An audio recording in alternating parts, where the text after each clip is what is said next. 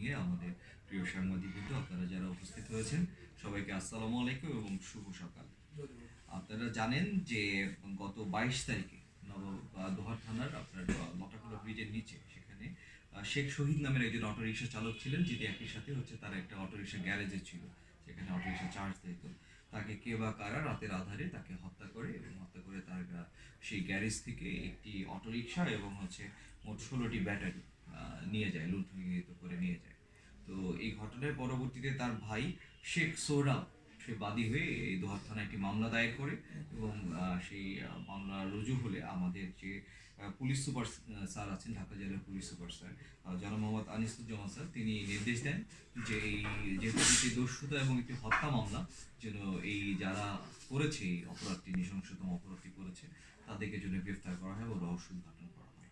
তো এই চাঞ্চল্যকর এবং এই ক্লুলেস মামলাটি আপনারা জানেন, আপনারা সে সময় অনেকে নিউজ কভারও দিয়েছেন, এই ঘটনাটি খুব বেশ গুরুত্বের সাথে তুলে ধরেছিলেন এবং আমরাও খুব গুরুত্বের সাথে নিয়েছি, যাতে আইন শৃঙ্খলা পরিস্থিতিতে এটি এই অপরাধীরা সাজা পায়, তো বা তারা দিতে হয়। তো এর প্রেক্ষিতে আমাদের এখানে আমাদের এই দোহার থানার অফিসার ইনচার্জ জনাব মোহাম্মদ রেজাউল করিম, আমাদের নবাগত ইন্সপেক্টর তদন্ত জনাব মোহাম্মদ নুরুন্নবী ইসলাম, এই মামলার তদন্তকারী কর্মকর্তা জনাব মোহাম্মদ সাব ইন্সপেক্টর আরিফুজ্জামান মিয়া এবং সাব ইন্সপেক্টর হামিদুর রহমান, এসহ আমাদের একটা টিম, আমরা একসাথে কাজ করি এবং আমরা এই ঘটনাস্থল পরিদর্শন করে সেখান থেকে যে ক্লুগুলো পাই, এর সাথে ঘটনাস্থল এবং আশপাশে বিভিন্ন এলাকার সিসিটিভি ফুটেজ পর্যালোচনা করি এবং একই সাথে আমরা তথ্য প্রযুক্তির আমরা পর্যালোচনা করি।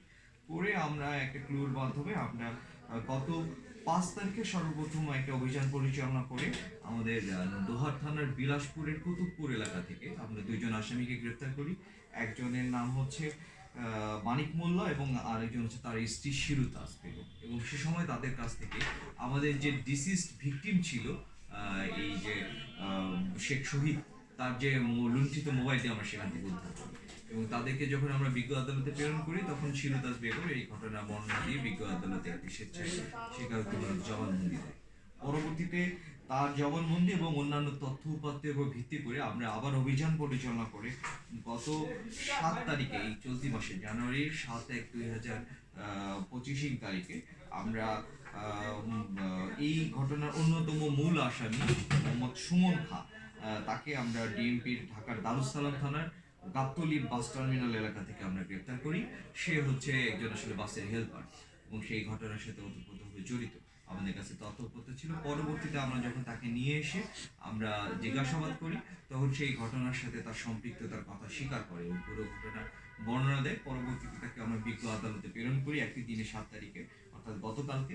তাকে যখন বিজ্ঞ আদালতে প্রেরণ করি, সে ঘটনার বর্ণনা দিয়ে সে বিজ্ঞ আদালতে ফৌজদারি কার্যবিধির 164 ধারা স্বীকারোক্তিমূলক জবানবন্দি প্রদান করে এবং এই আসামি সুমন খাঁর জবানবন্দি এবং অন্যান্য আসামিদের জিজ্ঞাসাবাদের ভিত্তিতে এবং তাদের দেখানো মতে আমরা এই মামলার সাথে জড়িত এবং ঘটনার সাথে বিভিন্নভাবে জড়িত আসামি এক হচ্ছে মাহবুব, আমজাদ, আলামিন, একজন হচ্ছে ভাঙ্গারি ব্যবসায়ী, আর একজন আলামিন হচ্ছে রিক্সা আলা, একজন হচ্ছে মালিক রিক্সা বিক্রি করে, আর একজন শাহ আলম ব্যাটারি বিক্রি করে।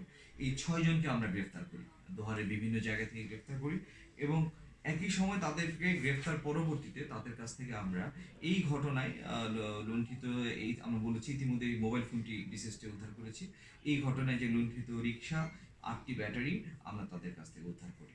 তো আমাদের কাছে এখন পর্যন্ত ইতিপূর্বে 3জন গ্রেফতার হয়ে বিজ্ঞ আদালতে প্রেরণ করা হয়েছে, যাদের মধ্যে 2জন ফৌজদারি কার্যবিধিতে 164 ধারায় স্বীকারোক্তিমূলক জবানবন্দি দিয়েছে এবং একই সাথে আরো 6জন আসামিকে আমরা গ্রেফতার করেছি, যাদেরকে দেখানো মতে এবং শনাক্ত মতে আমরা এই ঘটনায় যে লুণ্ঠিত মালামালগুলো উদ্ধার করেছি। তো আসামিদের পিসিপিআরও খুব একটা ভালো না। আমরা প্রথমে যে মানিক যাকে গ্রেফতার করেছিলাম, তার 3টি মামলা আছে, মামলা আছে।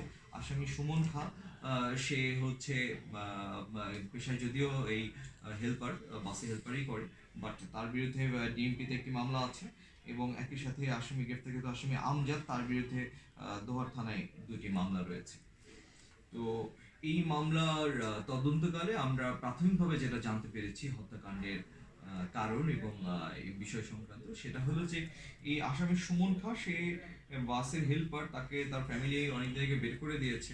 তো সে হচ্ছে আগে থেকেই এই মাদকের সাথে এবং টুকটাক চুরির সাথে জড়িত।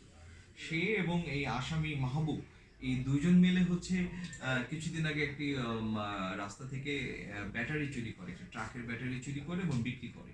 এবং সেই ব্যাটারি চুরির ঘটনাকে কেন্দ্র করে এই যে শেখ শহীদ এই বিষয়টি জানতেন, সে প্রায় হচ্ছে তাকে বিভিন্নভাবে ভয়ভীতি দেখাতেন যে এদেরকে বলে দিবেন এবং তার কাছে টাকা পয়সা চাইতেন।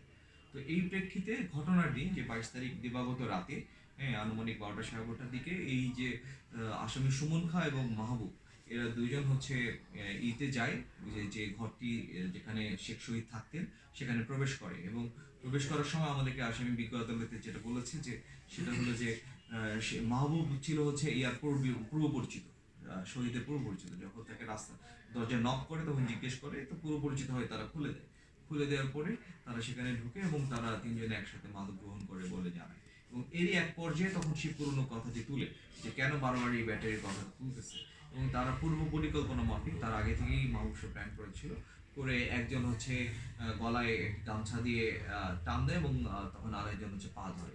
ধরে যখন এই শেখ শহীদ নিস্তেজ হয়ে যায়, এক সময় মৃত্যুর মুখে পতিত হয়ে যায়, তখন হচ্ছে তাকে ওখানে ফেলে রেখে তার যে ওখানে একটি অটোরিকশা রাখা ছিল, সেই অটোরিকশাটি এবং ওখানে আরো অটোরিকশা চার্জ দেওয়ার জন্য ছিল রাখা ছিল, সেই অটোরিকশা থেকে আরো ব্যাটারি নিয়ে 12টি ব্যাটারি নিয়ে মোট 16টি ব্যাটারি সহ সে এখান থেকে তার শ্বশুরবাড়িতে চলে যায়।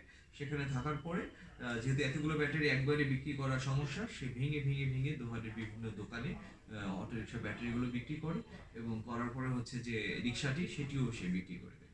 করে দিয়ে এই টাকাটি এই যে আসামিরা সবাই ভাগ বটারা করে নেয়।